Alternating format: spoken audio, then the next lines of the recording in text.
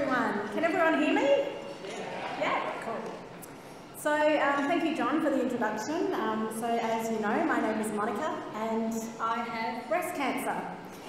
It's not a sentence I thought I'd be saying in 2020 or ever, in fact. Before I share a little bit about my breast cancer journey, I'd like to thank Barbara and Momentum Events for inviting me here to speak to you tonight. How nice is it to be out of the house, all dressed up and at such a beautiful event.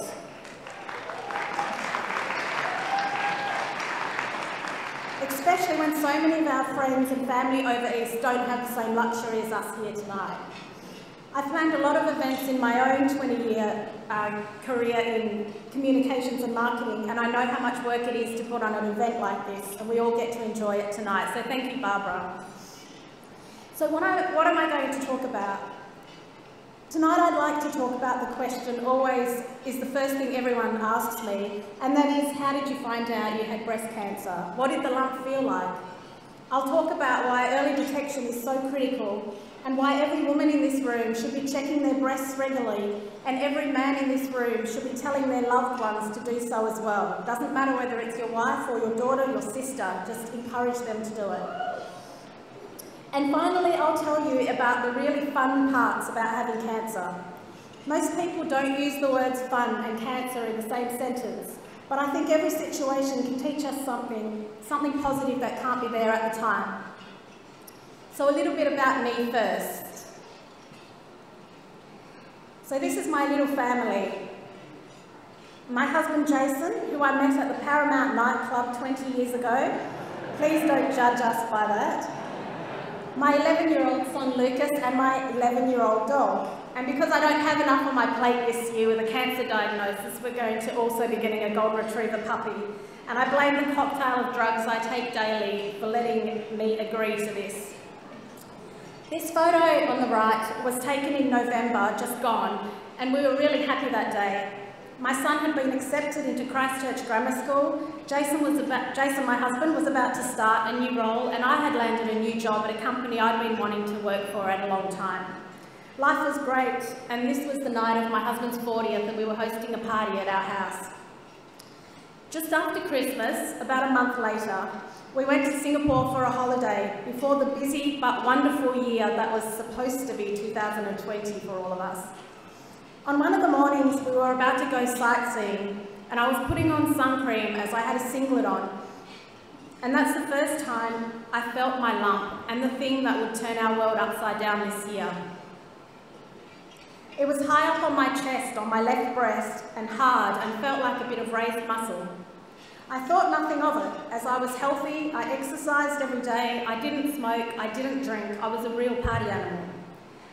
I didn't have cancer in my family on either side either, and I'd also had a lump in a similar location 2 years ago and went and got it checked out, and it turned out to be nothing. So I figured if my lump didn't go away in a month or two, I'd maybe get it checked out. Or knowing me, probably not. Not only was I too busy going about life, but those kind of things always happen to other people, not us, right?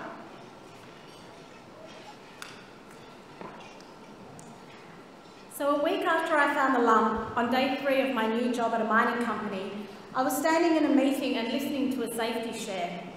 For those that are unfamiliar with a safety share, it's a health and safety message that someone presents to the team before a meeting starts. It might be something that happened on a mine site, or it might just be reminding you to sit properly at your desk while you're working, that kind of thing. In this case, it was a colleague of mine that had a bandage on his forehead, and his safety share was, if you have any lumps and bumps, don't forget to go get them checked out. I'd completely forgotten about my lump at that stage, and immediately my hand went to my chest, and at that moment I had one of those Oprah Winfrey aha moments, that I knew I was supposed to be there and hear that message. I made an appointment during my lunch break that day, and long story short, after a few days of testing, I received a call while I was in the Pilbara to come in to see the doctor. I was annoyed at what she would tell me. It was nothing, maybe a cyst. I thought, what a waste of time. When the doctor told me I had cancer, my first reaction was laughter. She'd obviously read the wrong file or confused me with another patient.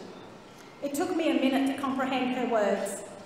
I don't do things by halves, so of course I'd managed to get the most aggressive, fast-spreading cancer, a triple negative. Very quickly, my laughter turned to hot, messy, ugly tears as I realised this was actually happening. Jason said he'd bring the car around and we'd go home, but somewhere in the depths of my mind, I determined right there and then that this was not going to beat me. I put sunglasses on to disguise my puffy eyes and told him I wanted to walk around the city for half an hour, then I was going back to work, as there was nothing I could do and I was not prepared to go home, and I was certainly not prepared to go home and consult Dr. Google. It was the start of drawing on my resilience and my belief that I had to survive this for my husband and son and my family. Less than a month later, I started chemotherapy under my superhero, Professor Arlene Chan, at the Hollywood Hospital. I can honestly say that 16 weeks of chemotherapy nearly broke me, and with the extra stress of COVID, it wasn't the best time of our lives. So the photo on the left is my son and I on Mother's Day in May this year. I'd lost every single strand of hair on my body, my eyelashes, my eyebrows. I had black eyes, and the week after each chemo session, I couldn't even walk into the kitchen without struggling. The chemo was poisoning my bad cells, but taking every bit of goodness out of my body too. Worse, it was poisoning my mind, and it took all my strength to stay positive for my son, to keep life as normal and not to give in. The days were fine, as there was work to do, homework to help with, Netflix on standby. But the quiet nights when I had time to think were the worst. One night I woke up in a pool of sweat and I heard a vivid voice say to me, "Are you ready to come home to me?" And I wasn't, and I said so out loud.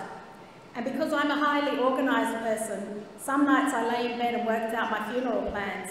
Who would need to be invited? What day of the week would it be? Because my son does swimming on a Tuesday, so that's not going to work.